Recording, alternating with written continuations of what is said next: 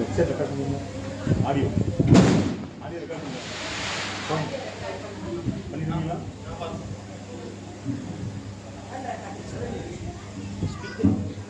ஹரே கிருஷ்ணா.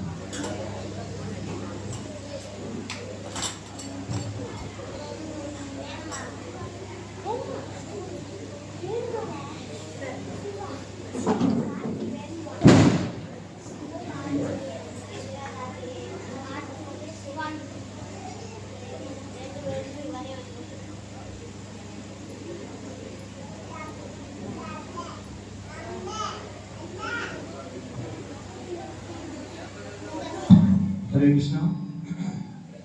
கொஞ்சம் மைக் கொஞ்சம் அட்ஜஸ்ட் பண்ணி எப்போ அடிக்கிறீங்க? ஹரே கிருஷ்ணா. ஹரே கிருஷ்ணா. இன்றைய தினம் ஆடியோ சொல்றது சாங் சரி பண்ணுங்க. ஹரே கிருஷ்ணா. இன்றைய தினம் மார்கழி மாதத்தில் நமக்கு பெரிய பாக்கியம். அகில உலக கிருஷ்ண பக்தி இயக்கத்தின் ஸ்தாபக ஆச்சாரியரான தேவ திரு ஆஷா பக்திவேதாந்த சுவாமி ஸ்ரீல பிரபுபாதருடைய நேரடி சீடர் அருட்திரு முகுந்ததத்த பிரபு அவர்கள் அவர்கள்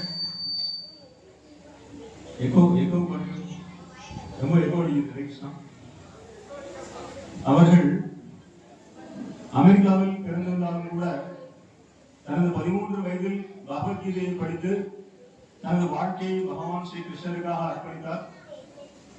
கடந்த 50 வருடங்களாக கிருஷ்ண பக்தி இயக்கத்தில் அவர் பயிற்சி செய்து வருகிறார்.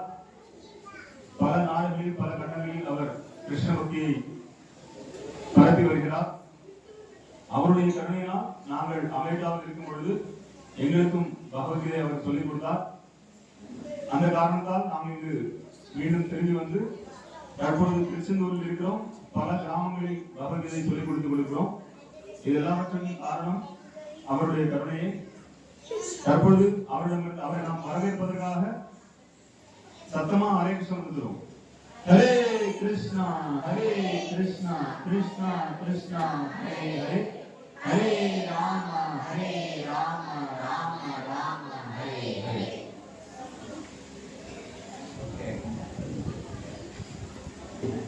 Hare Krishna. Thank you everyone for allowing me to speak a few words tonight. It's a great honor to be in this ancient temple of Somanath Swami. தாங்கள் எல்லோரும் இங்கு வருகை தந்திருக்கும் இதே நேரத்தில் இந்த புண்ணிய கஷேத்திரமான சோமநாத சுவாமி கோயிலில் இங்கு பகவானை பற்றி ஒரு சில வார்த்தைகள் எனக்கு பேசுவதற்கு வாய்ப்பு கொடுத்தமைக்கு முதல் நன்றியை தெரிவித்துக் கொள்கிறேன். And we hope that he gives our words power to adequately glorify the Supreme Lord. So எங்களுடைய வார்த்தைகள் பகவானை போதுமான அளவிற்கு போற்றி புகழும் என்று நினைக்கிறோம். I'm sorry I cannot address you in Tamil, but I have an adequate translator. என்னால் தமிழில் உங்களுடன் பேச முடியாததற்கு மன்னிக்கவும். இங்கு தமிழில் மொழிபெயர்க்க ஒருத்தர் வந்திருக்கிறார். After Mangalachara, now we will speak from Isha Upanishad. மங்களாச்சாரத்திற்கு பிறகு நாம் ஸ்ரீ ஈஷோபனிஷத் அதிலிருந்து நாம் ஒரு சில வார்த்தைகள் பார்ப்போம். Just a few very simple facts from the verse 10 of the Isha Upanishad. ஈஷோபனிஷத்துல 10வது ஸ்லோகத்திலிருந்து மிக எளிமையான ஒரு அர்த்தங்களை பார்ப்போம். Om Jnana Timiram Tasya Jnanam Shanashalakaya Chakshurunmilitam Yena Tasmai Shri Gurave Namaha Shri Chaitanya Manobhishtam Sthapitam Yena Bhutale Swayam Rupa Kadamahyam Dadati Swavarantikam Vandeham Shri Guroho Shri Yudaparakaram Shri Gurum Vaishnavanshcha Shri Rupam Sakrajatam Sahagana Raghunatham Vitam Tam Sajivam Sadvaitam Savadhutam Parijana Sahitam Krishna Chaitanya Devam Shri Radha Krishna Padam Sahagana Lalita Shri Vishakhantikamischa He Krishna Karuna Sindho Neelabandho Jagatpate Gopesha Gopika Kanta Radha Kanta Namostate Tapta Kanchana वृषभानुसुते देवी प्रणमामि हरप्रिये नमो महावदन्याय कृष्णप्रेमप्रदायते कृष्णाय कृष्णचैतन्य नाम्नि गौरतीशे नमः वाञ्छाकल्पतरुभ्यश्च कृपासिन्धुभ्य एव च पतितानां पावनेभ्यो वैष्णवेभ्यो नमो नमः जय श्री कृष्ण चैतन्य प्रभु नित्यानंद श्री अद्वैत गदाधर श्रीवासादि गौर भक्तवृंद हरे Krishna Krishna Krishna Hare Hare Hare Ram Ram Ram Hare Hare. I'm going to make first a special request that all those under 5 feet, please make a special attempt to remain quiet during the lecture.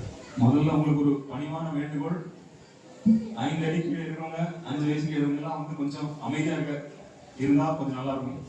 That would be you in the front and center. அப்படின்னா இங்க இருக்கக்கூடிய நடுவுல ஓரத்துல எல்லாம் இருக்கவங்க எல்லாருமே வந்து அமைதியா இருக்கணும். Anya devahum vidyayani rahul vidyaya iti sushruma dhiranam yenastad vichachakshire. மொழிபெயர்ப்பு பொருளை வழங்கியவர் தெய்வ திரு ஆஷா பக்திவேதாந்த சுவாமி ஸ்ரீல பிரபுபாத் கி ஜெய். வித்யாவை வளர்ப்பதால் ஒரு விளைவும் அவித்யாவை வளர்ப்பதால் வேறுபட்ட விளைவும் அடையப்படுவதாக அறிஞர்கள் விளக்கியுள்ளனர். பொருளுரை: பகவத்கீதையின் 13வது அத்தியாயத்தில் 13:8-12 வரை அறிவுறுத்தப்பட்டுள்ளபடி பின்வரும் வழிகளில் வித்யாவை வளர்க்க வேண்டும். 1. ஒருவன் பக்குவ பண்புடைய மனிதனாக விளங்குவது மட்டுமின்றி மற்றவர்களுக்கும் முறையான மரியாதையை வழங்குவதற்கு கற்றுக்கொள்ள வேண்டும். 2. பெயருக்காகவும் புகழுக்காகவும் தன்னை மதத்தில் ஆர்வமுள்ளவனாக காட்டிக் கொள்ளக் கூடாது. 3. தனது உடலின் செயல்கள், மனதின் எண்ணங்கள் அல்லது வார்த்தைகளால் மற்றவர்களின் கவலைக்கு காரணமாகிவிடக் கூடாது. 4. மற்றவர்களால் தூண்டப்பட்டால் கூட சகிப்புத்தன்மையுடன் வாழ்வதற்கு பயில வேண்டும். 5. மற்றவர்களுடனான நடத்தையில் கபடத்தன்மையை தவிர்க்க பயில வேண்டும். 6. ஆன்மீக தன்னுணர்வின் தளத்திற்கு படிப்படியாக வழிகாட்டும் உண்மையான ஆன்மீக குருவை தேடி அவரிடம் தன்னை ஒப்படைத்து அவருக்கு தொண்டு செய்து பொருத்தமான வினாக்களை எழுப்ப வேண்டும். 7. தன்னுணர்வின் தளத்தை அணுகுவதற்காக சாஸ்திரங்களில் விதிக்கப்பட்டுள்ள ஒழுக்க நெறிகளை பின்பற்ற வேண்டும். 8. சாஸ்திரங்களின் சித்தாந்தத்தில் உறுதியுடன் நிலை பெற்றிருக்க வேண்டும். 9. தன்னுணர்வின் இலக்கை அடைவதில் தடையாக இருக்கும் பழக்கங்களிலிருந்து முற்றிலுமாக விலகி இருக்க வேண்டும். 10. உடலை பராமரிப்பதற்கு தேவையானதை விட அதிகமாக எதையும் ஏற்றுக்கொள்ளக் கூடாது. 11. வெளிப்புற ஜட உடலுடன் தன்னை தவறான முறையில் அடையாளம் காணக்கூடாது. உடலுடன் தொடர்புடைய உறவுகளை தன்னுடையது என்று நினைக்க கூடாது. 12. ஜட உடல் இருக்கும் வரை மீண்டும் மீண்டும் நிகழக்கூடிய பிறப்பு, முதுமை, நோய் மற்றும் மரணத்தின் துன்பங்களை அனுபவித்தாக வேண்டும் என்பதை எப்போதும் நினைவில் கொள்ள வேண்டும். ஜட உடலின் இத்தகைய துன்பங்களிலிருந்து வெளிவர பல்வேறு திட்டங்களை தீட்டுவதில் எந்த பயனும் கிடையாது. ஆன்மீக அடையாளத்தை மீண்டும் பெறுவதற்கான வழியை தேடுவதே சிறந்த உபாயமாகும். 13. ஆன்மீக முன்னேற்றத்திற்கு அவசியமானதை காட்டிலும் அதிகமான வாழ்க்கை தேவைகளில் பற்றுதல் கொள்ளக்கூடாது. 14. மனைவி, குழந்தைகள் மற்றும் வீட்டின் மீது சாஸ்திரங்களில் கூறப்பட்டுள்ளதை காட்டிலும் அதிகமாக பற்றுதல் கொள்ளக்கூடாது. 15. விரும்பத்தக்கவை, விரும்பத்தகாதவை எனும் உணர்ச்சிகள் வெறும் மனதால் உருவாக்கப்படுபவையே என்பதை உணர்ந்து அவற்றினால் மகிழ்ச்சி அடைவதோ வருத்தம் அடைவதோ கூடாது. 16. புருஷோத்தமரான முழுமுதற் கடவுள் கிருஷ்ணரின் களங்கமற்ற பக்தனாகி முழு கவனத்துடன் அவருக்கு தொண்டாற்ற வேண்டும். 17 ஆன்மீக பண்பாட்டிற்கு சாதகமாக இருக்கும் அமைதியான சூழ்நிலையில் தனிமையில் வசிப்பதற்கான விருப்பத்தை வளர்த்துக் கொள்ள வேண்டும். மேலும் அபக்தர்கள் கூடக்கூடிய கூட்டமான இடங்களை தவிர்க்க வேண்டும். 18 ஆன்மீக அறிவே நிரந்தரமானது. பௌதிக அறிவு உடலின் மரணத்துடன் முடிந்துவிடும் என்பதை அங்கீகரித்து ஒரு விஞ்ஞானி அல்லது தத்துவ அறிஞனாகி ஆன்மீக அறிவில் ஆராய்ச்சி செய்ய வேண்டும். இந்த 18 விஷயங்களும் சேர்ந்து உண்மையான வித்யாவை வளர்ப்பதற்கு தேவையான படிப்படியான வழிமுறையை வழங்குகின்றன. இவையன்றி மற்றெல்லா முறைகளும் அவித்யாவின் பிரிவில் அடங்குகின்றன. பௌதிக அறிவின் எல்லா வடிவங்களும் மாயா சக்தியின் வெளிப்புற தோற்றங்களே என்றும் அவற்றை வளர்ப்பவன் கழுதையை காட்டிலும் சிறந்தவனாகி விடுவதில்லை என்றும் மிகச்சிறந்த ஆச்சாரியரான ஸ்ரீல பக்தி வினோத தாக்கூரர் எப்போதும் கூறுவதுண்டு. அதே கொள்கை இங்கே ஸ்ரீ ஈசோபனிஷத்தில் காணப்படுகிறது.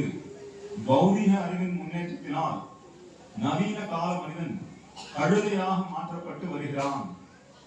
பௌதிக அரசியல்வாதிகளில் சிலர் ஆன்மீகத்தின் போர்வையில் தற்போதைய நாகரிகத்தினை சாத்தானுடையது என்று கண்டிருக்கின்றனர். ஆயினும் துரதிருஷ்டவசமாக பகவத்கீதையில் விளக்கப்பட்டுள்ள உண்மையான அறிவை எவ்வாறு வளர்ப்பது என்பதை அவர்கள் பொருட்படுத்துவதில்லை. எனவே அவர்களால் சாத்தான்களின் நிலையை மாற்ற முடியாது. நவீன சமுதாயத்தில் ஒரு சிறுவன் கூட தனது தேவைகளை தானே பார்த்துக் கொள்வதாக எண்ணி பெரியவர்களுக்கு மரியாதை வழங்குவதில்லை. நம்முடைய பல்கலைக்கழகங்களில் வழங்கப்படும் தவறான கல்வி முறையினால் உலகெங்கிலும் உள்ள இளைஞர்கள் பெரியவர்களுக்கு தலைவலியை கொடுக்கின்றனர். எனவே அவித்யாவை வளர்த்தல் வித்யாவை வளர்ப்பதிலிருந்து வேறுபட்டது என்று ஸ்ரீ ஈசோபனிஷத் மிகவும் கடுமையாக எச்சரிக்கின்றது. பல்கலைக்கழகங்கள் அவித்யாவின் மையங்களாகவே உள்ளன என்று கூறுவதில் தவறில்லை. இதனால்தான் மற்ற நாடுகளை முற்றிலுமாக அழித்துவிடக்கூடிய கொடிய ஆயுதங்களை கண்டுபிடிப்பதில் விஞ்ஞானிகள் மும்முரமாக செயல்படுகின்றனர். இன்றைய பல்கலைக்கழகத்தின் மாணவர்களுக்கு பிரம்மச்சரிய வாழ்வின் நெறிமுறைகளை பற்றிய உபதேசங்கள் வழங்கப்படுவதில்லை. அவர்களிடம் சாஸ்திர வார்த்தைகளிலும் நம்பிக்கை இருப்பதில்லை. மத கொள்கைகள் வெறும் பெயருக்காகவும் புகழுக்காகவும் கற்பிக்கப்படுகின்றன, நடைமுறை செயல்பாட்டிற்காக அல்ல. எனவே சமுதாய மற்றும் அரசியல் களத்தில் மட்டுமின்றி மதத்திற்கான களத்திலும் பகைமை உணர்ச்சி காணப்படுகிறது. பொதுமக்கள் அவித்யாவை வளர்த்த காரணத்தினால் உலகின் பல்வேறு பகுதிகளில் தேசியவாத கொள்கை வளர்ந்துள்ளது. இந்த சின்னஞ்சிறு பூமியானது வெறும் பௌதிக பொருட்களின் கலவை என்பதையும் இது பல்வேறு இதர கலர்களுடன் இணைந்து அளவிட முடியாத வானில் மிதந்து கொண்டுள்ளது என்பதையும் யாரும் எண்ணி பார்ப்பதில்லை. பரந்த விண்வெளியுடன் ஒப்பிடுகையில் இத்தகைய பௌதிக கலவைகள் காற்றில் உள்ள தூசியை போன்றவை. கடவுள் கருணையுடன் இந்த பௌதிக கலவைகளை தம்மில் முழுமையானவையாக உருவாக்கியுள்ள காரணத்தினால் இது விண்ணில் மிதப்பதற்கு தேவையான எல்லா வசதிகளுடன் பக்குவமானதாக காணப்படுகிறது. நம்முடைய விண்கலங்களின் ஓட்டுநர்கள் தங்களது சாகசங்களை நினைத்து மிகவும் பெருமைப்படலாம். ஆனால் கிரகங்கள் என்று அறியப்படும் இந்த மாபெரும் பிரம்மாண்டமான விண்கலங்களின் உன்னத ஓட்டுநரை பற்றி அவர்கள் சிந்திப்பதே இல்லை. எண்ணிலடங்காத சூரியன்களும் எண்ணிலடங்காத கிரக அமைப்புகளும் உள்ளன. முழுமுதற் கடவுளின் நுண்ணிய அம்சங்கள் என்னும் முறையில் சிறிய படைப்புகளாகிய நாம் இந்த எண்ணற்ற கிரகங்களை அடக்கியாள முயல்கிறோம். இதனால் நாம் மீண்டும் மீண்டும் பிறந்து இறக்கின்றோம். அது மட்டுமின்றி முதுமையாலும் நோயாலும் பெரும்பாலும் விரக்தி அடைகிறோம். மனித வாழ்வின் ஆயுள் சுமார் 100 வருடங்கள் என்று திட்டமிட்டுள்ள போதிலும் இது படிப்படியாக 20 அல்லது 30 வருடங்களாக குறைந்து வருகிறது. இதற்கு அவித்யாவை வளர்ப்பதே காரணமாகும். முட்டாள்தனமான மனிதர்கள் இந்த குறுகிய வருடத்தில் மிகவும் திறமையான முறையில் புலனின்பத்தை புசிக்க வேண்டும் என்பதற்காக இந்த கிரகங்களுக்குள் தங்களது சொந்த நாடுகளை உருவாக்கியுள்ளனர். அத்தகைய முட்டாள் மக்கள் நாட்டின் எல்லைகளை முறையாக வரையறுக்கும் பொருட்டு பல்வேறு திட்டங்களை வகுக்கின்றனர். ஆனால் அப்பணி முற்றிலும் அசாத்தியமானதாகும். இருந்தும் இந்த நோக்கத்திற்காக ஒவ்வொரு நாடும் மற்ற நாடுகளின் அச்சத்திற்கு ஆதாரமாக மாறியுள்ளது. ஒரு நாட்டினுடைய ஆற்றலில் 50 விழுக்காட்டிற்கும் அதிகமான ஆற்றல் பாதுகாப்பு பணிகளுக்காக அர்ப்பணிக்கப்பட்டு வீணடிக்கப்படுகிறது. உண்மையான அறிவை வளர்ப்பதற்கு எவரும் விரும்புவதில்லை என்ற போதிலும் பௌதிக மற்றும் ஆன்மீக அறிவில் மேம்பட்டிருப்பதாக மக்கள் பொய்யாக பெருமிதம் கொள்கின்றனர். இத்தகு தவறான கல்வி முறையை பற்றி ஸ்ரீ ஈசோபனிஷத் நம்மை எச்சரிக்கின்றது. உண்மையான அறிவை வளர்ப்பதற்கான அறிவுரைகளை பகவத்கீதை வழங்குகிறது. வித்யாவின் அறிவுரைகள் தீரர் ஒருவரிடமிருந்து பெறப்பட வேண்டும் என்று இந்த மந்திரம் கூறுகிறது. பௌதிக மாயினால் பாதிக்கப்படாதவர் தீரர் எனப்படுகிறார். பக்குவமான ஆன்மீக உணர்வை பெற்றுள்ளவன் எதற்காகவும் ஏங்குவதும் இல்லை, வருந்துவதும் இல்லை. அவ்வாறு நிலை பெறாவிடில் எவராலும் மாயினால் பாதிக்கப்படாமல் இருக்க முடியாது. பௌதிக தொடர்பினால் பெற நேர்ந்த பௌதிக உடலும் மனமும் தன்னுடைய உண்மை நிலைக்கு புறம்பானது என்பதை தீரர் உணர்ந்துள்ளதால் அவர் மோசமான சூழ்நிலையும் சாதகமாக்கி நல்ல விளைவை உருவாக்குகிறார். ஆன்மீகமான உயிர் வாழிக்கு இந்த பௌதிக உடலும் மனமும் மோசமான சூழ்நிலைகளே. உயிர் வாழியின் உண்மையான செயல்கள் உயிரோட்டம் உள்ள ஆன்மீக உலகை சார்ந்தவை. ஆனால் இந்த பௌதிக உலகமோ உயிரற்றது. உயிருள்ள ஆன்மீக பொறிகள் உயிரற்ற ஜட பொருட்களை இயக்கும் வரை இந்த உயிரற்ற உலகம் உயிரோட்டம் உள்ளதாக தோன்றுகிறது. உண்மையில் பரம உயிர் வாழியின் அம்சங்களான உயிருள்ள ஆத்மாக்களே இவ்வுலகை இயக்குகின்றன. தீரர்கள் உயர்ந்த அதிகாரிடமிருந்து செவிகுதன் வாயிலாக இவ்வெல்லா உண்மைகளையும் தெரிந்து கொண்டு ஆன்மீக நியமங்களை பின்பற்றி இவற்றை உணர்ந்துள்ளனர். ஆன்மீக நியமங்களை பின்பற்றுவதற்கு உண்மையான ஆன்மீக குருவிடம் தஞ்சமடைய வேண்டும். தெய்வீக சக்தியும் ஆன்மீக நியமங்களும் ஆன்மீக குருவிடமிருந்து சீடனிடம் வருகின்றன. அந்த அறிவு அவித்யாவை கற்பிக்கும் அபாயகரமான முறையில் வருவதில்லை. உண்மையான ஆன்மீக குருவிடமிருந்து பணிவுடன் கேட்பதாலேயே ஒருவனால் வீரனாக முடியும். அர்ஜுனனை உதாரணமாக எடுத்துக்கொண்டால் அவர் சாக்ஷாத் முழுமுதற் கடவுளான ஸ்ரீ கிருஷ்ணனிடமிருந்து பணிவுடன் செவிற்றதால் வீரன் என்ற நிலையினை அடைந்தார். எனவே பக்குவமான சீடன் என்பவன் அர்ஜுனனை போன்று இருக்க வேண்டும். ஆன்மீக குருவும் பகவானை போன்று சிறப்பானவராக இருக்க வேண்டும். இதுவே வித்யாவை வீரனிடமிருந்து கற்கும் வழிமுறை ஆகும். அதீரனாக இருப்பவன் தீரனுக்காக பயிற்சியை பெறாதவன் மற்றவர்களுக்கு உபதேசிக்கும் தலைவனாக இருக்க முடியாது. வீரர்களை போன்று பாவனை செய்யும் நவீன அரசியல்வாதிகள் உண்மையில் அதீரர்களாவர். அவர்களிடமிருந்து பக்குவமான அறிவை எதிர்பார்க்க முடியாது. அவர்கள் காசு, பணம் என்று தங்களது சொந்த ஆதாயத்தை தேடுவதிலேயே மும்முரமாக உள்ளனர். இவ்வாறு இருக்கையில் தன்னுணர்வின் சரியான பாதைக்கு பொதுமக்களை அவர்களால் எவ்வாறு வழிநடத்த முடியும்? எனவே உண்மையான கல்வியை பெறுவதற்கு தீரரிடமிருந்து பணிவுடன் செவியுற வேண்டும். The other night in Armodaneri, someone asked a question that, what do we do about the fact? Why do we have so many leaders who are actually misleading us and causing so many problems in society? நாங்கள் ஒரு 2 நாட்களுக்கு முன்னால் ஆர்மனேரிக்கு சென்றிருந்தோம். அந்த அங்க ஒரு கேள்வி கேட்டார். இப்போ இவ்வளவு தூரம் நீங்க பகவத்கீதை பாப்பதம்னா சொல்றீங்க, உலகத்துக்கு மக்கள் எல்லாம் ஏத்துட்டு இருக்காங்க.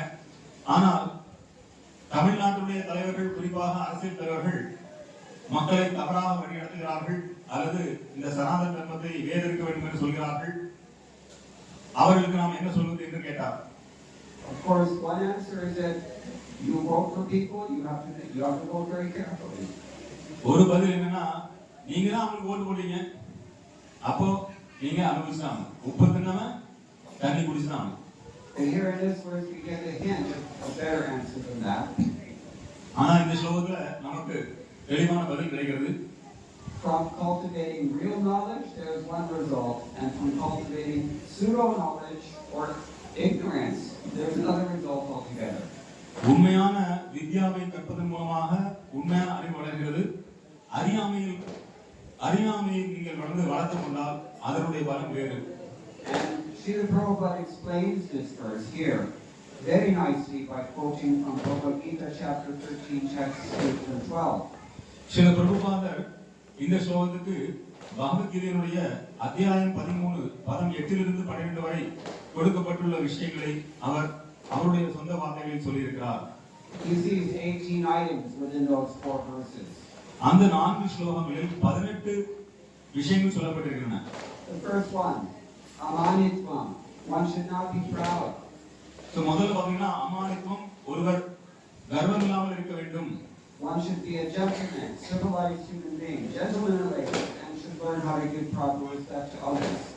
ஒருவர் பக்குவமுள்ளவராக இருக்க வேண்டும், பணிவானவராக இருக்க வேண்டும், மற்றவர்களுக்கு மரியாதை வழங்க கற்றுக்கொள்ள வேண்டும். Chaitanya Mahaprabhu taught that we should be more humble than the blade of grass that we step on. Chaitanya Mahaprabhu சொல்கிறார், நாம் புல்லை விட பணிவாக இருக்க கற்றுக்கொள்ள வேண்டும். We should be more tolerant than the trees we cut down. நாம மரத்தை விட பொறுமையாக சகிப்புத்தன்மை இருக்க வேண்டும். மரத்தை வெட்டினாலும் மரம் ஒன்றும் செய்யாது. We should offer respect instead of demanding respect. நாம எல்லோருக்கும் மரியாதை வழங்க வேண்டும், நமக்கு மரியாதை எதிர்பார்க்க கூடாது. That's one thing that is implied here by Krishna in Bhagavad Gita. அதைதான் பகவத்கீதையில் பகவான் இங்கு சுட்டி காட்டுகிறார். The second thing, adamhitvam. That means you should not pose yourself as a religious person just for name and fame.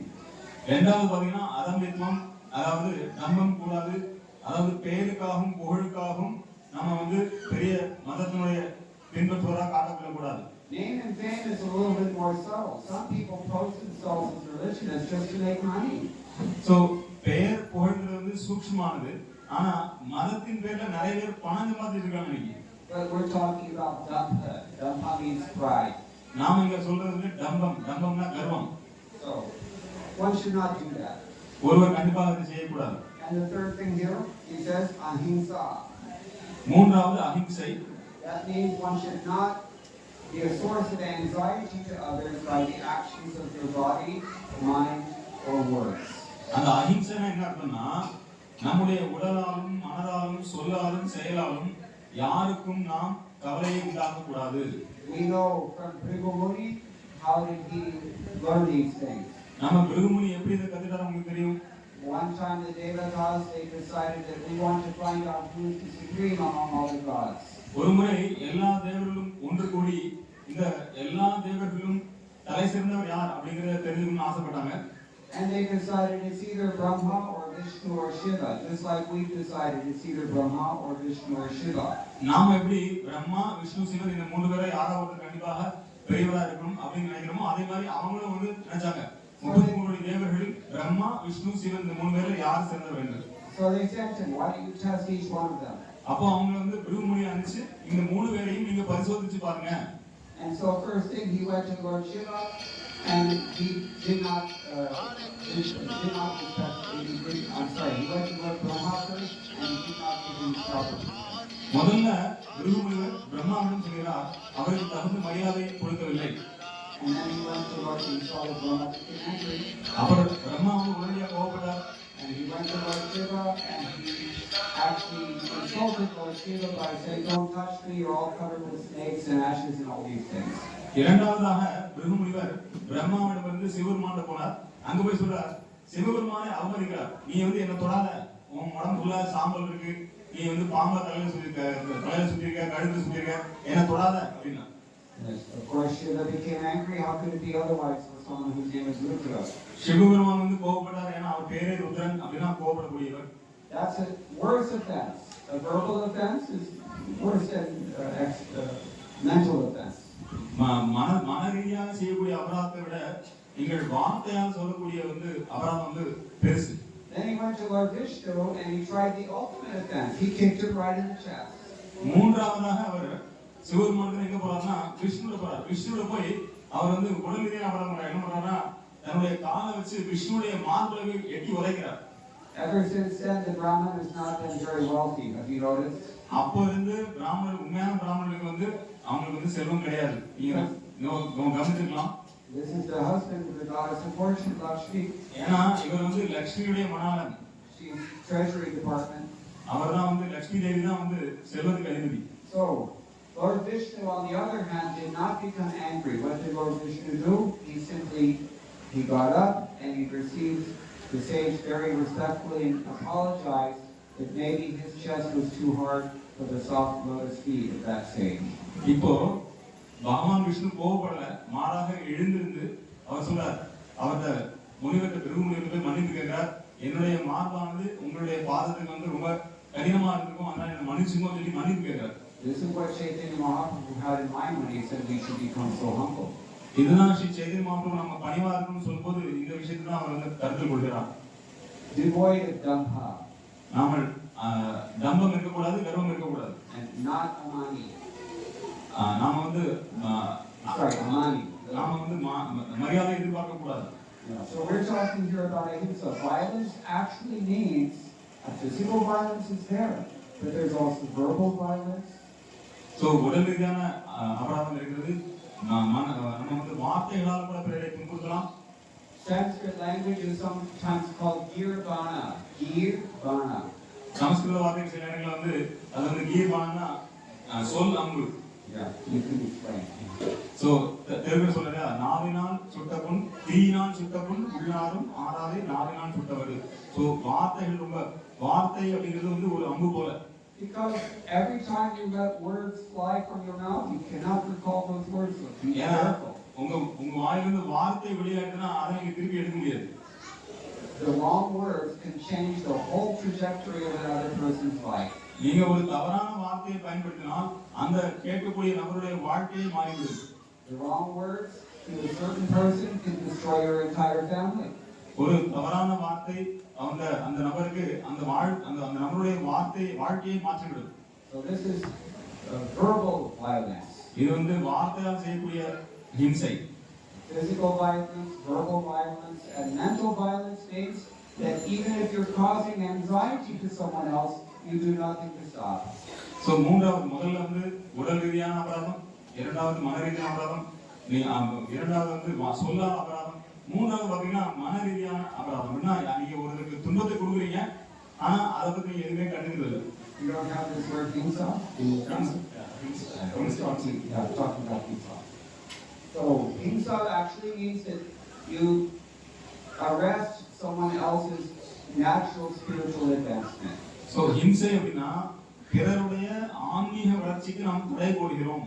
For example, when one takes birth as any animal, especially cows, it's expected that that living entity can live out that life according to its karma and then move up in the evolutionary scale. உதாரணத்திற்கு ஒரு ஆத்மா பசு உடலில் பிறக்கிறது வைத்துக் கொள்ளுங்கள். அந்த பசு வந்து அந்த வாழ்க்கையை முடித்து இயற்கையாகவே அது வந்து தன்னுடைய அடுத்த பிறவில வந்து அது முன்னேறி வரும். But if we kill that living entity and eat that living entity's body, that is definitely violence. நாம அந்த உயிர்வாழியை கொன்று அதை நாம சாப்பிட்டோம்னா கண்டிப்பா அது ஹிம்சை. The Christian Bible also tells us the commandment is given, thou shalt not kill. Since this is Christmas, that's what I'm going to share with you.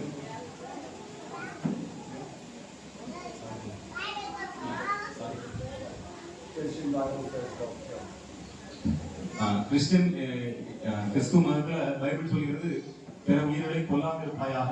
So if Jesus says don't kill and all the Christians are killing, what does that mean? இப்போ இயேசுநாதர் சொல்றார் கொல்லாதீங்கன்னு, ஆனா இங்க எல்லாம் வந்து கொன்னுட்டு இருக்காங்க அப்படின்னா என்ன அர்த்தம்? You can ask your Christian friends. I don't have an answer. So நீங்க கிறிஸ்துவ நண்பர்கள் கேளுங்க, எனக்கு பதில் கிடையாது. But the third item is that one should learn forbearance even in the face of provocation from others. So ஒருத்தர் வந்து சகிப்புத்தன்மையை கற்றுக்கொள்ள வேண்டும்.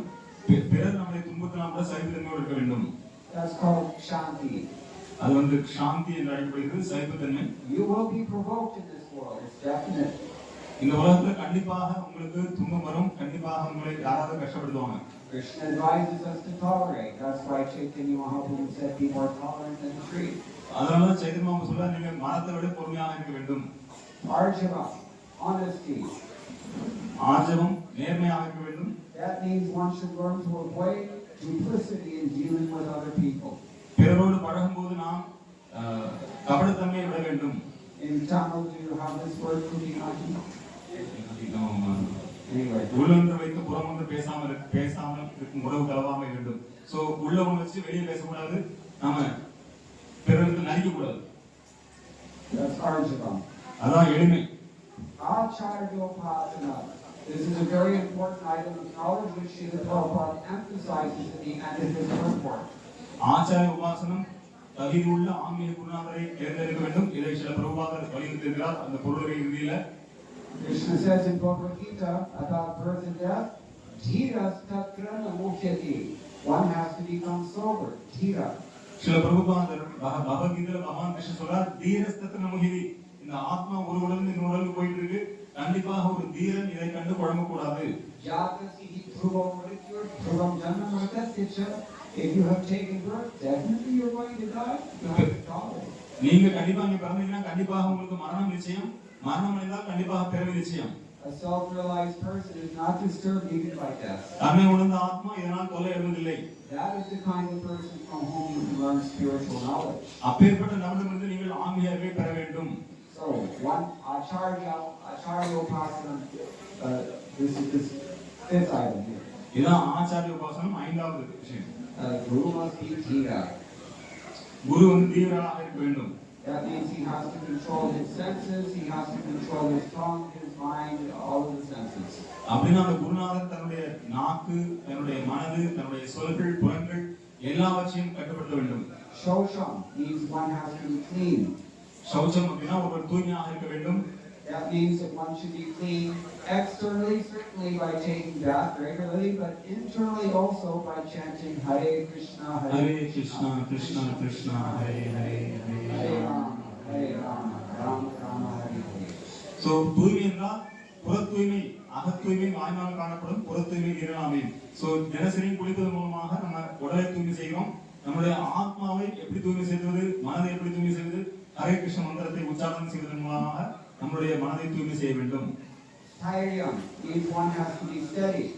ஒருவர் உறுதியாக இருக்க வேண்டும்.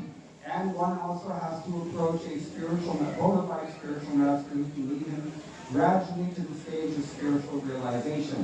ஒருவர் தகுந்த ஆன்மீக குருவை தேர்ந்தெடுத்து அவர் மூலமாக படிப்படியாக ஆன்மீகத்தில் முன்னேற வேண்டும். In order to reach the platform of spiritual realization, one has to follow regular principles mentioned in the Shastras. சாஸ்திரங்களில் கொடுக்கப்பட்ட விதிமுறைகளை ஒருவர் பின்பற்றினால் ஆன்மீகத்தில் முன்னேற முடியும். Among those regular principles, taking a bath, we mentioned. அந்த விதிமுறைகளை கண்டிப்பாக குளிக்க வேண்டும் தினசரியும். Members of our society, we take a vrat at the time of spiritual initiation. We do not eat meat, fish, or eggs. நாங்க இந்த ஹரே கிருஷ்ண இயக்கத்துல ஆன்மீக இயக்கத்துல இஸ்லாம்ல தீட்சை எடுத்துக்கொள்ளும் போது நாம வந்து உறுதிமொழி அளிக்கிறோம். நாங்கள் மாംസം சாப்பிட மாட்டோம், நாங்கள் மீன், முட்டை இந்த மாதிரி விஷயங்களை சாப்பிட மாட்டோம். We don't engage in gambling and we don't make risky speculative investments. நாங்கள் சூதாட மாட்டோம்.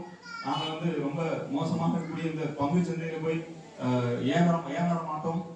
We don't engage in promiscuousness or sexual activity that is not sanctioned in Shastra. சாஸ்திரங்களுக்கு புறம்பான ஆண் பெண் இணக்கவசத்தில் ஈடுபடக்கூடாது. We don't take any kind of intoxication. எந்த விதமான போதை வஸ்து பயன்படுத்தக்கூடாது. Someone who follows these principles is pure, shaucha. இந்த நான்கு விஷயங்களை பின்பற்றுபவர்கள் கண்டிப்பாக தூய்மை அடைந்திருப்பார்கள். Shairam means that one should be fixed in the tenets of all the revealed scriptures. சாஸ்திரங்களில் விதிக்கப்பட்டுள்ள ஒழுங்குகளை பின்பற்ற வேண்டும். If you want to make spiritual advancement, you have to lead your life in terms of what Shastra says. நீங்கள் ஆன்மீகத்தில் முன்னேற வேண்டும் என்றால் கண்டிப்பாக சாஸ்திரத்தில் என்ன சொல்லியிருக்கிறதோ அதை நீங்கள் பின்பற்ற வேண்டும். Krishna tells us this at the end of chapter 16 of Bhagavad Gita. Tasmat shastram pramanam te karya karya vijanataha ityadi. பகவத்கீதையில 16வது கிருஷ்ணன் சொல்றார், எதை செய்ய வேண்டும் எதை செய்யக்கூடாது என்பது சாஸ்திரங்களில் பிரமாணமாக கூறப்பட்டிருக்கிறது, அதை நீங்கள் பின்பற்ற வேண்டும். And one must also completely refrain from any activities that obstruct your spiritual advancement. நீங்கள் ஆன்மீக வாழ்க்கையை முன்னேற்றக்கூடிய எந்த ஒரு விஷயத்தையும் தடை செய்யக்கூடிய விஷயங்களை நீங்கள் விட வேண்டும். Atma-ninigraha. One should make the goal of one's life spiritual advancement. ஒருவருடைய வாழ்க்கையுடைய குறிக்கோளே ஆன்மீக முன்னேற்றம் அடைவதாக இருக்க வேண்டும். One should not accept more than one requires for maintaining the material body. ஒருவர் தன்னுடைய உடலை பராமரிப்பதற்கு தேவையானதை மட்டும் ஏற்றுக்கொள்ள வேண்டும். The senses and the mind may want so many things, but one should live a simple life and take only what you need. நம்முடைய புலன்களும் மனதும் நிறைய விஷயங்கள் வேணும் ஆசைப்படும். ஆனா நம்ம எது தேவையோ அதை மட்டும் எடுத்துக்கொள்ள வேண்டும். Taking more than what we need has caused so much problem in the world. நாம தேவைக்கு அதிகமாக எடுத்துக்கொண்டால் பல பிரச்சனைகள் இந்த உலகத்தில் உருவாகிறது. We should not be among the perpetrators of that problem. நாம அந்த பிரச்சனையை உண்டாக்கக்கூடியவர்களாக இருக்கக்கூடாது. And one should have a sense of the danger of repeated birth and death. ஒருவர் கண்டிப்பாக மீண்டும் மீண்டும் பிறந்து இறக்கும் என்பதை கருத்தில் கொள்ள வேண்டும்.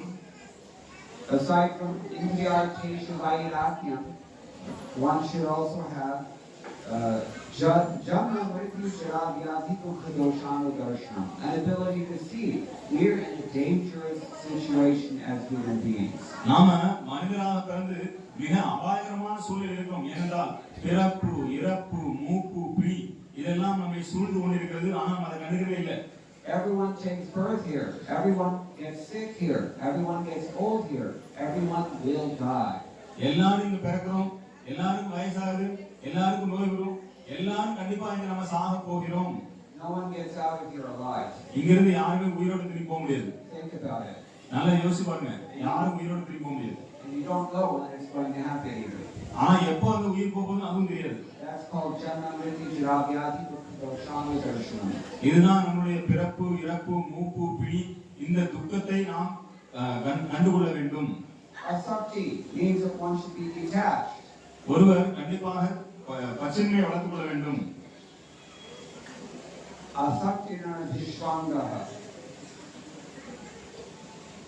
Putradara Grihavishu means that one should not falsely identify with the gross material body, and one should not consider those who are relating to the body to be one's own. ஒருவர் தன்னுடைய உடலை தவறான அடையாளத்துல தான் தான் இந்த உடலை எடுத்துக்கொண்டு இந்த உடல் சம்பந்தப்பட்ட மனைவி, மக்கள், மற்ற எல்லா விஷயங்களும் என்னுடைய என்று எண்ணிக்கொண்டிருப்பது இதுதான் தவறான அடையாளம். Nityam chasana chittatvam ishtameshvam bhapatishu.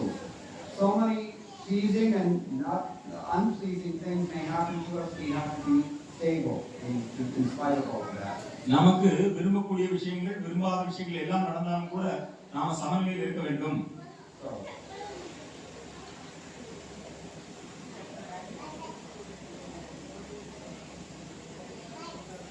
Maichanana yogena bhaktir avyabhicharini. Krishna says one should be a devotee. ஒருவர் தூய பக்தராக இருக்க வேண்டும் பகவான் கிருஷ்ணனிடத்துல. That means to be an unalloyed devotee. அப்படின்னா கலப்படம் இல்லாம தூய பக்தராக இருக்க வேண்டும். And one should serve him with rapt attention. That's called titra bhakti. ஒருவர் முழு கவனத்துடன் பகவானுக்கு பக்தி தொண்டு செய்ய வேண்டும். அதான் தீவிர பக்தி என்று அழைக்கப்படுகிறது.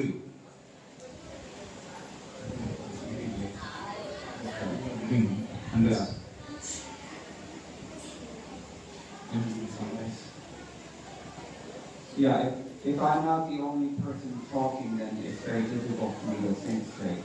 நான் ஒருத்தர் தான் பேசினா மத்தவங்க பேசினா என்னால பேச முடியாது. Okay, so Vivek Dedesha Sevidvam Aripik Janasamsadi. One should live in a peaceful place where one can practice Krishna consciousness. ஒருவர் அமைதியான சூழலில் வாசிக்க வேண்டும். அப்பொழுது அவர் கிருஷ்ண பக்தியை அவர் பயிற்சி செய்ய முடியும். And one should, most importantly, one should look into the science of the absolute truth. One should try to understand who am I in fact. குறிப்பாக பரணம் உண்மையை அறிவதற்காக தான் யார் என்பதை தெரிந்து கொள்ள வேண்டும். Jnana nityatvam tattva darshana tattva jnana darshana. One should make this the goal in one's life, self-realization. தன்னுடைய வாழ்க்கையுடைய குறிக்கோளாக தன்னை உணர்ந்து கொள்வதை ஒருவர் கண்டிப்பாக உறுதியாக எடுத்துக்கொள்ள வேண்டும். Etat jnanam iti proktam ajnanam yatha. இந்த 18 விஷயங்களும் உண்மையான அறிவை கொடுக்கக்கூடியது, மற்றது அறியாமையானது. You all know recently the two boys came and they killed their professor because they didn't like the grades they got. இப்போ உங்களுக்கு தெரிஞ்சிருப்பீங்க, தூத்துக்குடியில பாத்தீங்கன்னா ரெண்டு பசங்க காலேஜ் பசங்க போய் அவங்களுடைய ப்ரொஃபசர், அவங்க ஆசிரியர், டீச்சரை போய் அவங்களே கத்தி வச்சு குதி கொண்டுட்டாங்க. Raise your hand if you heard what I just said. நீங்க நான் சொன்னதை உங்களுக்கு புரிஞ்சுதுன்னா கை தூக்குங்க. புரிஞ்சுதா? ரெண்டு மாணவர்கள் அவங்களுடைய ஆசிரியரை கத்தி வச்சு குத்தி கொண்டுட்டாங்க. Okay, yeah, we can't concentrate and we're just going to wrap up and go home. So நீங்க வந்து இதை கவனமா கேட்க முடியலன்னா நம்ம முடிச்சுட்டு கிளம்பிடலாம் வீட்டுக்கு. Maybe it's a little late for all of you. நேரம் ஆயிட்டா? Anyway, have a Merry Christmas. Children are having, the time is 9 o'clock. It's not children. Okay, so the point is that this knowledge is very consequential. So இந்த அறிவு வந்து கண்டிப்பாக வந்து ஒரு போர்வையாக வந்து கொண்டிருக்கிறது. If you don't act on what you're hearing, you're not going to realize it. நீங்க இந்த அறிவை நீங்கள் பயன்படுத்தவில்லை என்றால் கண்டிப்பாக அதனுடைய விளைவுகள் மோசமாக இருக்கும். If you don't realize it, you won't be able to sustain it. நீங்க இதை உணரவில்லை என்றால் கண்டிப்பாக இதை நீங்கள் தக்க வைத்துக் கொள்ள முடியாது. And you won't be able to train your children either. அப்போ உங்களுடைய குழந்தைகளுக்கு இந்த பயிற்சி கொடுக்க முடியாது. Maybe they will grow up and kill their professors too. So அவங்களும் வளர்ந்து அவங்களுடைய ப்ரொஃபஸர் அவங்களுமே கொள்ள முடியும். So what do we do about this? அப்போ இதை பத்தி என்ன செய்யறது? It's very simple. You take one of these books and you read it very carefully. ரொம்ப எளிமையான பதில். இந்த மாதிரி புத்தகத்தை எடுத்துக்கோ, வீட்டுல போய் படிங்க, கவனமா படிங்க, உங்களுடைய வாழ்க்கையை மாற்றிக் கொள்ளுங்க. And they told us in this list from Bhagavad Gita that you should practice unswerving devotional service. கிருஷ்ணர் இந்த 18 விஷயங்களை சொல்லியிருக்கிறார். நீங்கள் கண்டிப்பாக தீவிரமான கவனமான முழு கவனமான பக்தி செய்ய வேண்டும் என்று. How do you do that? எப்படி செய்ய முடியும்? Also very simple. ரொம்ப எளிமையான விஷயம். You chant this Maha Mantra. Hare Krishna Hare Krishna Krishna Krishna Hare Hare Hare Rama Rama Rama Hare Hare. இந்த மகா மந்திரத்தை உச்சாரணம் செய்யுங்கள். அதன் மூலமாக நீங்க தீவிரமான பக்தி கொண்டு செய்ய முடியும். Because you do it every day. Because if you don't do this every day, it's like not eating sometimes. நீங்க தினசரியும் இந்த ஹரே கிருஷ்ண மந்திரத்தை உச்சாரணம் செய்ய வேண்டும். இல்லை என்றால் நீங்க வந்து எப்படின்னா சரி உங்க என்னைக்காவது சாப்பிடாம இருக்குமா? Better yet, it's like not breathing sometimes. அல்ல நம்ம மூச்சு விடாம இருக்குமா? டெய்லி மூச்சு விடுறோம். டெய்லி இல்ல, மூச்சு விடலன்னா போயிடுவோம். சாப்பிடாம இருக்குமா? அது மாதிரி டெய்லி ஜெபம். How many people here sometimes just decide not to breathe? யாராவது வந்து நீங்க வந்து மூச்சு விட வேண்டாம்னு யோசிக்கிறீங்களா? Yeah, if you make that decision, you're going to feel it pretty soon. அந்த முடிவு நீங்க எடுத்தீங்கன்னா கண்டிப்பா உடனடியாக உங்களுக்கு அது தெரிய வந்துடும். Maybe you can get away with not eating sometimes. நீங்க வந்து சாப்பிடாம கூட கொஞ்ச நாள் இருந்துடலாம். That also causes problems. ஆனா அதுவும் பிரச்சனை உண்டு பண்ணும். So in the same way, if you do not approach God every day and humbly submit to Him, to understand His instructions and follow them, there will be consequences here and now. What to speak of after this life. அதே மாதிரி நீங்கள் எப்படி சாப்பிடாம இருந்தா துன்பம் வருதோ, நீங்க எப்படி மூச்சு விடாம இருந்தா கஷ்டப்படுற மாதிரி நாம பகவானிடத்துல போய் தினசரி முறையிட்டு பகவானுடைய நாமங்களை உச்சாரணம் செய்து பக்தி தொழில் ஈடுபடவில்லை என்றால் அதனுடைய விளைவுகள் ரொம்ப மோசமா இருக்கும். பின் அடுத்த ஜென்மத்தில் இல்ல, இந்த ஜென்மத்திலேயே நம்ம அந்த துன்பங்களை அனுபவிக்க வேண்டியிருக்கும். And we don't even need to talk about later on. நாம பின்னால போய் யோசிக்க வேண்டாம், இப்பவே அந்த துன்பம் காத்துட்டு இருக்கு. If you want to have nice kids who are human beings, then you have to have some culture and you have to have some realization of the spiritual purpose of life.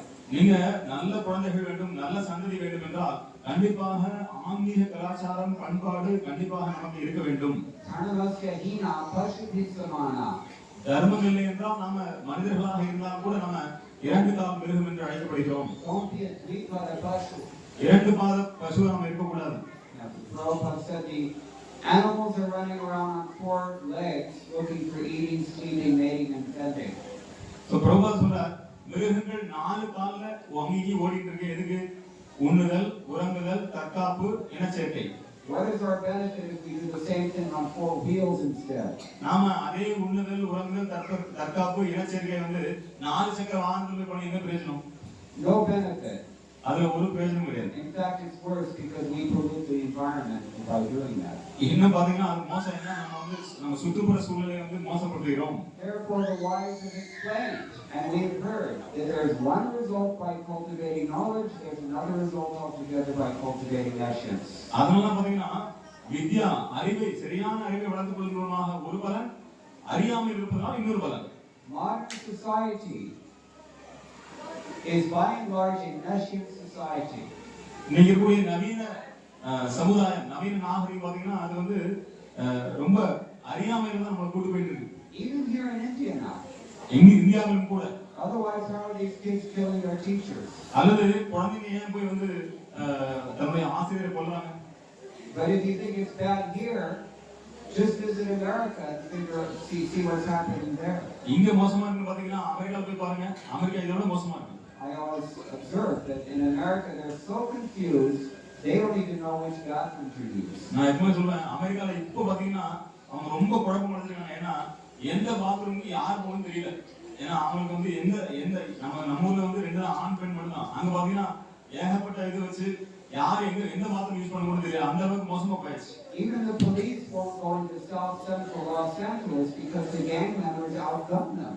ஏன்னா police கூட பாத்தீங்கன்னா தெற்கு மத்திய loss ஏஞ்சல்ஸ்ல போக மாட்டாங்க. ஏன்னா அங்க இருக்கக்கூடிய மக்கள் வந்து அவங்க எல்லாம் துப்பாக்கி வச்சிருக்காங்க, அவங்களை கொண்டுவாங்க. Before you think seriously about this knowledge, do you have to wait for one of your kids to come home and announce that, I've got AIDS? நீங்க வந்து இந்த புத்தகங்களை படிச்சு அறிவு வளர்த்துக்கலன்னா உங்க குழந்தை யாராவது வந்து ஐயோ எனக்கு எய்ட்ஸ் வந்து சொன்னா எப்படி இருக்கும்? Or some incurable disease? அல்லது ஒரு சீர்படுத்த முடியாத ஒரு நோய் வந்துச்சுன்னா? Listen, it takes one generation of neglect and you wipe out thousands and thousands of years of cumulative wisdom, culture, spiritual attainment. நல்ல கவனமா கேட்டுங்க. ஒரே ஒரு தலைமுறை தான். நல்ல கவனமா கேளுங்க. ஒரே ஒரு தலைமுறை பல ஆயிரக்கணக்கான தலைமுறைகள்ல கொண்டு வந்த நல்ல அறிவு, கொண்டு வந்த பண்பாடு, கலாச்சாரம் எல்லாத்தையும் அழிக்கிறதுக்கு ஒரு தலைமுறை போதும். Lord Somanath is sitting here for 4,000 years. சோமநாதர் இங்க வந்து 4000 வருஷமா உட்கார்ந்திருக்கார். Even though it's a small village, அவர் சின்ன கிராமம் தான் இது. we were appreciating. He's sitting here giving mercy to all of us. அவர் இங்க அமர்ந்து கொண்டு நம்ம எல்லோருக்கும் கருணை வழங்குகிறார். Even in this little place that many people outside of Tamil Nadu have never even heard of. ஆனா தமிழ்நாட்டுக்கு வெளியே இருந்து கூட இந்த ஊரை பத்தி தெரியாது. Lord Shiva is so kind to all of us. What are we going to do for the rest of society? இப்போ சிவபெருமான் நமக்கு இவ்வளவு கருணை வழங்கினா நாம மத்த சமுதாயத்துக்கு என்ன பண்ண போறோம்? Chaitanya Mahaprabhu gave an open instruction to all Bharatiyas. Chaitanya Mahaprabhu பாரத பூமியில பிறந்தவங்க எல்லாருக்கும் ஒரு திறந்த வெளி ஒரு Bharata bhumite hailo manushyana janma shatha kore korava bhargavana. Chaitanya Mahaprabhu தெளிவாக ஒரு அறிவுரை வழங்கி இருக்கிறார்.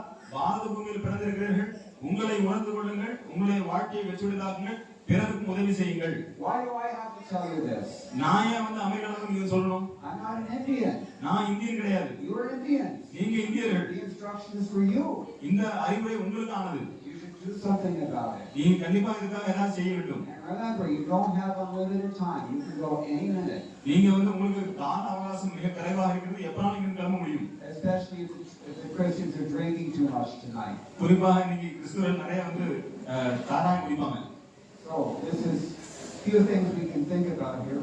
So இதெல்லாம் ஒரு சில விஷயங்கள் நாம இன்னைக்கு கண்டிப்பா கவனத்தில் கொள்ள வேண்டும். One Indian took that order seriously, and I'm sitting here because of that. ஒரே ஒரு இந்தியர் இந்த விஷயத்தை தீவிரமா எடுத்துக்கொண்டார். அதனால கேமரா பாருங்க. ஒரே ஒரு இந்தியர் ஒழுங்காக இந்த விஷயத்தை எடுத்ததனால உலகம் முழுவதும் கிறிஸ்தவர்கள் இருந்தாங்க. அதனால நான் இங்க உங்களால நீங்க வந்து பேசிட்டு இருக்கேன். ஸ்ரீல பிரபுபாதர். I always tell people, I had read many editions of Bhagavad Gita in English before I came to ISKCON. நான் வந்து ஏற்கனவே சொல்லியிருக்கிறேன், நான் இஸ்கானுக்கு வருவதற்கு முன்னால பல பகவத்கீதைகளை படித்திருக்கிறேன். Even though I was raised RC, but I was actually more interested in Hinduism from the start. நான் Roman கத்தோலிக்கா வந்து வளர்ந்தாலும் கூட எனக்கு ஹிந்துயிசத்தின் மேல நாட்டம் இருந்தது.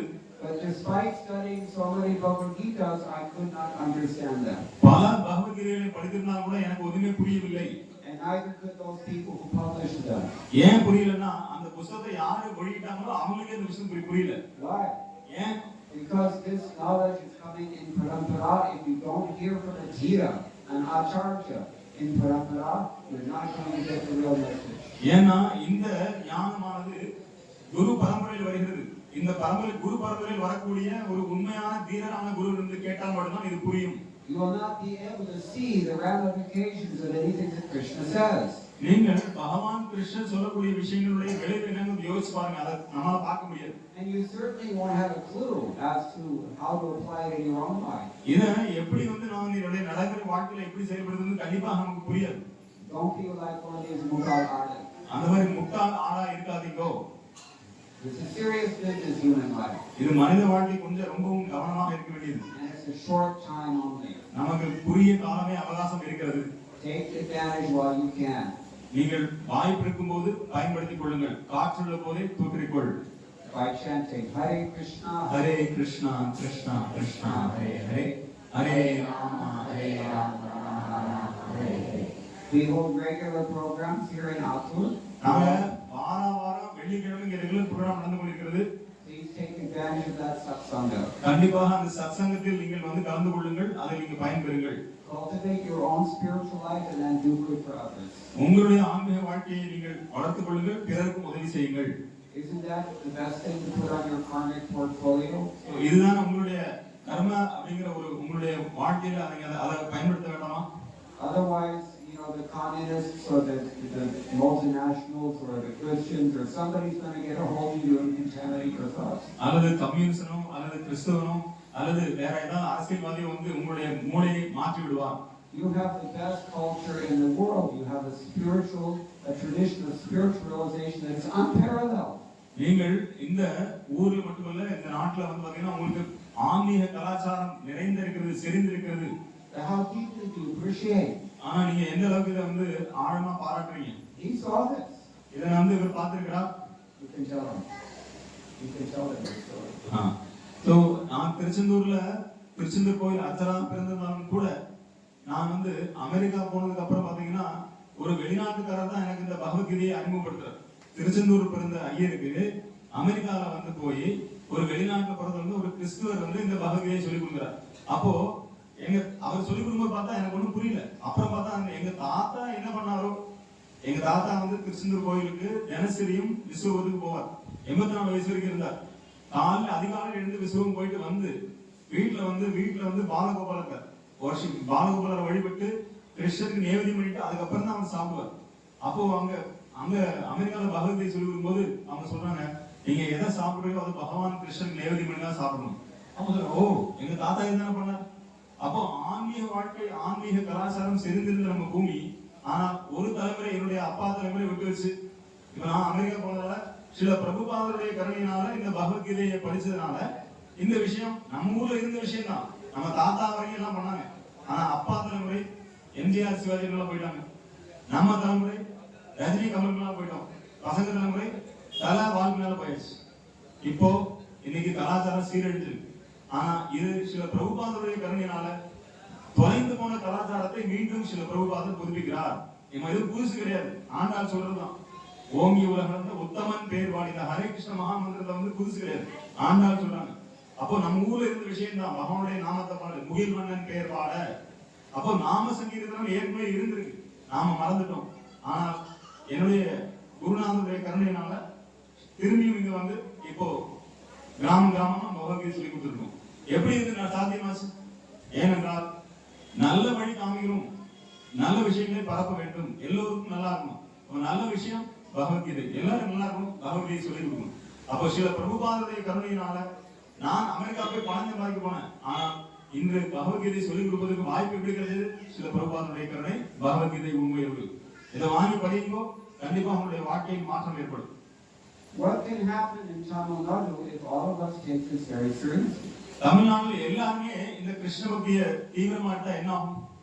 One person got me, that's Srila Prabhupada. சில பிரபுபாதர் அவரை பிடித்தார். We got him. அவர் வந்து எங்களை பிடிச்சார். Now he's preaching in at least a dozen villages in this district. இப்போ இந்த மாவட்டத்துல கிட்டத்தட்ட ஒரு 12 கிராமங்கள்ல பிரச்சாரம் நடைபெறுகிறது. In each one of them there are dozens if not hundreds of people taking advantage. இப்ப நூற்றுக்கணக்கான மக்கள் இதில் பயன்பெறுகிறார்கள். It's growing every day. இது தினசரி வளர்ந்து கொண்டிருக்கிறது. We went to a new place the other night. Arumuganeri போயிருந்தோம் 2 நாளைக்கு மேல. Please join in this movement. Take advantage of it. Do yourself a favor. Do your family a favor. Do the world a favor. So இந்த இயக்கத்தில் சேருங்கள், ஹரே கிருஷ்ண மகாமந்திரத்தை படியுங்கள், பகவத்கீதை படியுங்கள். உங்களுக்கும் நன்மை, உங்களுடைய குடும்பத்தாருக்கு நன்மை, உங்க ஊருக்கு நன்மை. You can introduce our local. Meena Mataji. You can all see her. Meena Mataji இவங்க தான் வந்து வாரம் வகுப்பு இங்க வந்து கோஆர்டினேட் பண்றாங்க. நம்ம பிள்ளையார் கோயில்ல தான் வாரம் வகுப்பு நடக்குது. நான் நிறைய பேர் இங்க வரீங்க. ஆக்சுவலா வாரம் வகுப்பு வரலாம் எனக்கு தெரியாது, ஏன்னா வாரம் இவ்வளவு கூட்டம் கிடையாது. சோ தயவு செய்து ஒண்ணும் இல்ல, ஜஸ்ட் 1 மணி நேரம் தானே. வெள்ளிக்கிழமை சனி எவ்ரி சாட்டர்டே, ஒவ்வொரு சனிக்கிழமையும் 10 to 12, ஒவ்வொரு சனிக்கிழமையும் 10 ல இருந்து 12 மணி வரைக்கும் ஒரு 2 மணி நேரம் உங்களுடைய நேரத்தை ஒதுக்கி நீங்க வந்தீங்கன்னா உங்களுக்கு மிகப்பெரிய நன்மை காத்துட்டு இருக்கு. நீங்க தொடர்ந்து வந்து பாருங்க, யார் கிளாஸ் ரெகுலர் அட்டெண்ட் பண்றீங்களா உங்களுக்கே தெரியும். சோ கண்டிப்பா வந்து கலந்துங்க. மீனா மாதாஜி அவங்கள்ட்ட வந்து தொடர்பு கொள்ளுங்கள். இந்த புத்தகம்லாம் வந்து பாத்தீங்கன்னா 300 ரூபா 350 ரூபா புத்தகம். ஆனா நாங்க வந்து வெறும் 100 ரூபாய்க்கு கொடுக்குறோம்.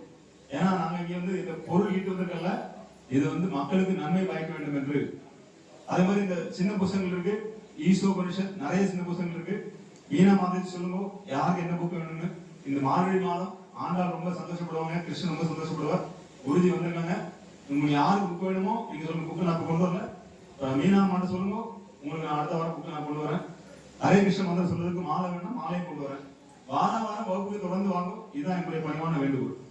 This process is very practical. People who follow these teachings strictly, they don't commit serious crimes. They don't get serious diseases. They're happy. இந்த பயிற்சி பக்தி தொண்டு வந்து நடைமுறைக்கு ஒத்து வரக்கூடியது.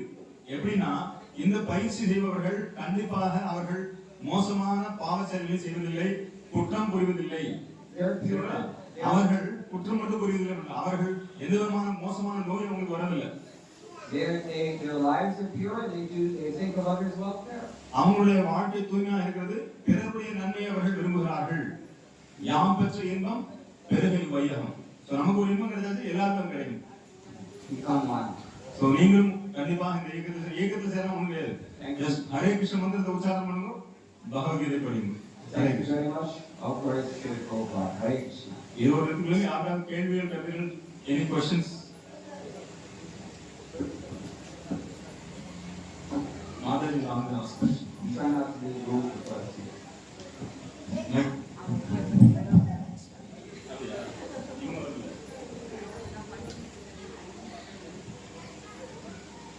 Good evening, sir. We are very happy to have you here. Actually, I want an advice from you. This is regarding you. Actually, people all over the world will be facing problems. They'll be they're very low or very down. They'll be having financial problems or health issues or whatever. They may not be achieving success or they may be facing failures again and again. So at that time, people may feel like, they may get a feel like, I am good to God. Why God is not good, is not favor for me? And also, I had a friend. She told me like, when I was in school, she told her favorite God name, and she told me she will throw away the God's picture, that is the coat of praise, and she will scold the God for the things that are happening, the struggles she is facing. So, what you will say, what is your advice will be for her? நம்ம வந்து வாழ்க்கையில நிறைய பிரச்சனைகளை face பண்ணிட்டு இருக்கோம். அதெல்லாம் வந்து face பண்ணும்போது நம்ம கடவுள் ஏன் நமக்கு இவ்வளோ பிரச்சனை தராங்க, நம்ம கடவுளுக்கு நேர்மையாக தானே இருக்கும் அப்படின்னு சொல்லிட்டு நமக்கு தோணும்ல, அந்த ஃபீலிங்கை வந்து எப்படி ஓவர் கம் பண்றது, என்ன பண்றதுன்னு. People in general have very shallow faith and they have even more shallow understanding. மக்கள் வந்து பொதுவாக அவருடைய நம்பிக்கை மேலோட்டமாக இருக்கிறது, அவர்களும் வந்து எதிர்பார்ப்பு மேலோட்டமாக இருக்கிறது. Bhagavad Gita Krishna explains he's not partial to anyone. Bhagavad Gita கிருஷ்ணர் சொல்றார், அவர் யாருக்கும் பாகுபாடு பார்க்கறது கிடையாது. Everyone he's reciprocating with commensurate to the level of their surrender to him. ஒவ்வொருத்தரும் பகவான் கிருஷ்ணத்துல எந்த அளவுக்கு சரணடைறாரோ அந்த அளவுக்கு ஒரு அன்பு பரிமாற்றம் செய்கிறார். If we think that God is our own order supplier, then that's foolishness. நாம கடவுள் வந்து என்னுடைய விஷயத்தெல்லாம் நான் கேட்கறதெல்லாம் அவர் கொடுக்கணும் அப்படின்னு நினைச்சா அது வந்து முட்டாள்தனம். People have this assumption that it's not based on anything in the Shastra.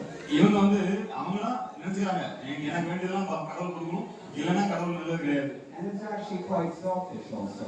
இது சாஸ்திரத்துல கிடையாது, அவங்க சுயநலத்தினால அப்படி பேசுறாங்க. Bhagavan has to do whatever I want, like he's my servant. நான் எனக்கு என்ன வேணுமோ அது பகவான் செய்யணும், ஏன்னா பகவான் என்னுடைய சேவகர். People are foolish. ஆனா மக்கள் வந்து முட்டாள்கள். But a person who studies Bhagavad Gita regularly doesn't have these misconceptions. பகவத்கீதையை தினசரி படிக்கக்கூடிய மக்களுக்கு வந்து இந்த விஷயம் வந்து குழப்பமா இருக்காது. What's written on your forehead? What is your karma? You cannot escape that. நீங்க தலையெழுத்தை யாராலும் மாத்த முடியாது, அதை யாரும் மாத்த முடியாது. Except through devotional service. ஆனா பக்தி தொண்டு பண்ணா Krishnan மாத்துவார். But the point is that we're all working on the basis of reactions to things that seeds that we planted eons ago. நமக்கு ஒரு கெட்ட விஷயம் வருதுன்னா நம்ம அந்த விதையை வந்து எத்தனையோ வருடங்களுக்கு முன்னால எத்தனையோ ஜென்மத்துக்கு முன்னால வந்து அந்த கெட்ட விஷயம் செய்யிருக்கோம், அந்த பலன் நமக்கு வருது. We should understand that general process first. முதல்ல அந்த பொதுவான விஷயத்தை தெரிந்து கொள்ள வேண்டும். Then we may get some clue that Bhagavan is not so unengaged or unimportant, that his only concern is to make sure that we're happy. அப்போ பகவான் வந்து என்ன சந்தோஷப்படுறதா அவர் கடவுள், எனக்கு துன்பம் வந்து அவர் கடவுள் இல்லை அப்படி நம்ம யோசிக்க மாட்டோம். There's nothing he hasn't warned us about in Bhagavad Gita. அவர் வந்து பகவத்கீதையில வந்து இத பத்தி கண்டிப்பா சொல்றாரு. அவர் He said even if you go to Brahmaloka, you're still going to suffer sometimes. அவர் சொல்லி பிரம்மலோகத்துக்கு போனாலும் இந்த துன்பம் இருக்குதான் செய்யுங்கிறார். Why? Because we don't belong here. ஏன்னா நாம இங்கே இருக்கக்கூடிய ஆள் கிடையாது. We think that we're trying to enjoy in a temporary environment, that our desires are eternal because we are eternal. நாம தற்காலிகமான இடத்துல சந்தோஷமா இருக்க முயற்சி பண்றோம், ஆனா நித்தியமா சந்தோஷம் முயற்சி பண்றோம். ஆனா ஏன்னா நாம நித்தியமா ஆள், நாம இங்கே இருக்கக்கூடிய ஆள் கிடையாது, நாம அங்க இருக்கக்கூடிய ஆள். You're just asking for trouble. நாம கண்டிப்பா வந்து துன்பத்தை தேடி போறோம், அதான் முட்டாள். So spiritual knowledge is the key here. We have to enlighten ourselves. இங்க வந்து ஆன்மீக அறிவு ரொம்ப முக்கியம். முதல்ல நான் இந்த உடல் அல்ல, நான் ஆத்மாங்கிறது தெரிஞ்சால் அதுதான் முக்கியம். அதை தெரிந்து கொள்ளாமல் நம்ம வந்து எங்கேயும் போக முடியாது.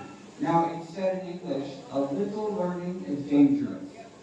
ஆங்கிலத்தில் சொல்லப்பட்டிருக்கு, நம்ம தமிழ் என்ன சொல்லுவோம்னா அரகுர வைத்தியம் ஆகும், ஆளை எடுத்து போயிடுவோம். That means people who have partial knowledge, they tend to think that they have full knowledge. So அரகுர வைத்தியம் அவன் வைத்தியம் பண்ணா செத்து போயிடுவான். அது மாதிரி வந்து நான் நினைக்கிறேன், எனக்கெல்லாம் பெரிய நினைக்கிறோம். Just like second year students in college. இரண்டாவது வருஷம் படிக்கிற கல்லூரி மாணவர்கள் They think they've learned everything there is to know. அவங்க வந்து எல்லாம் பெரிய நினைப்பாங்க. So people are like that actually. மக்கள் அது மாதிரி தான் இருக்காங்க. So, therefore we're advising everyone should study Bhagavad Gita very carefully. அதனால பகவத்கீதை வந்து ரொம்ப கவனமா படிக்கணும்னு சொல்றாங்க. If we have real jnana, then we don't suffer the way that fools do. உண்மையான ஞானம் இருந்தா நம்ம வந்து துன்பப்பட மாட்டோம். Kunti and the Pandavas went through so much that they never cursed God. So பாண்டவர்கள் எவ்வளவு துன்பப்பட்டாங்க, அவங்க ஒரு நாள் கிருஷ்ணர் போய் தத்தம் பண்ணவே கிடையாது. புத்திமான் சொல்லுங்க துன்பம் வேணுங்கிறாங்க. அது வந்து அவங்க ஆங்கிலத்துல ரொம்ப முன்னேறாங்க. அவன் நம்ம ஆங்கிலத்துல ஆரம்பிக்கவே இல்லை. நம்ம துன்பம் வந்தா கடவுளை திட்டணும்னா நமக்கு இன்னும் நம்மளை பத்தி அறிவு இல்லை. இன்னும் கத்துக்கொள்ள வேண்டிய விஷயம் நிறைய இருக்கு. There's only one reason for this. Several reasons for that. பல காரணங்கள் இருக்கு. Their character is better than ours. Their intelligence is better than ours. Their bhakti is better than ours. நம்மளோட அவங்க குணத்துல பெரியவங்க, நம்மளோட அவங்க பக்தியில பெரியவங்க, நம்மளோட அவங்க வந்து பாரம்பரியத்துல பெரியவங்க. We don't want to see that. நாம அதை பார்க்கறது இல்லை. Because we're envious. ஏன்னா நமக்கு பொறாமை இருக்கு. That's the next thing. In addition to studying Bhagavad Gita, we should chant this Mahamantra. நம்ம பகவத்கீதை படிப்பது கூட ஹரே கிருஷ்ண மகாமந்திரத்தை உச்சாரணம் செய்ய வேண்டும். Because this mantra will dissolve that envy from within our hearts. இந்த மந்திரம் மட்டும்தான் அந்த பொறாமையை கரைக்கும். A little learning of Bhagavad Gita even can be dangerous. Therefore, we have to chant also. அறகுறை நம்ம படிச்சாலும் அது அபாயகரமானதுதான். ஹரே கிருஷ்ண மந்திரத்தை உச்சாரணம் செய்ய வேண்டும். And then we won't have these kinds of problems. அப்ப இந்த பிரச்சனை வராது. And if someone is not willing to chant, or if someone is not willing to study Bhagavad Gita, then at least you give them prasadam. ஒருத்தர் வந்து ஜெபம் பண்ண விருப்பப்படல, பகவத்கீதை படிக்க விருப்பப்படலைன்னா அவங்களுக்கு பிரசாதம் கொடுக்கும். Don't underestimate the power of prasadam. பிரசாதத்துடைய மகிமை வந்து குறைச்சு மதிப்பிடாதீங்க. I've seen it work so many times. நான் வந்து பல முறை பார்த்துக்கிறேன், பிரசாதம் வந்து பல மகிமைகள் செஞ்சது. Is that okay? ஓகே, வேற கேள்வி? I am asking this out of my curiosity. Actually, you told you are a Roman Catholic, and how did you choose Krishna and the path of Hinduism? I was, sir வந்து ஒரு Roman கேத்தலிக்னு சொன்னாங்க. அவங்க எப்படி இந்த கிருஷ்ணரை Hinduism choose பண்ணாங்க அப்படின்னு நினைக்கிறேன். நீங்க ரோமன் கத்தோலிக் சொன்னீங்க, எப்படி கிருஷ்ணரை தேர்ந்தெடுத்தீர்கள்? So I was a little bit serious. I was a little bit religious as a boy. நான் வந்து சின்ன பையனா இருந்தாலும் கூட எனக்கு வந்து மதத்தின் மீது ஆர்வம் இருந்தது.